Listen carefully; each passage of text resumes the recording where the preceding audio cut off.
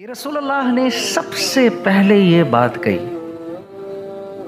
کہ صدقہ دو مال بڑھے گا، اور اس پر اللہ کی قسم کھا لی۔ اب یہ تو میرا چھوٹا ذہن ہے کہ مجھے یہ بات سمجھ نہیں آئی کہ یار صدقہ دو مال بڑھے گا، کیسے بڑھے گا؟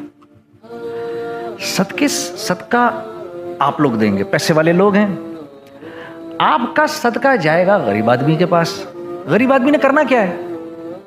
اس کی تو پہلی خواہش ہے آٹا خریدوں، چاول خریدوں، دال خریدوں، تیل خریدوں،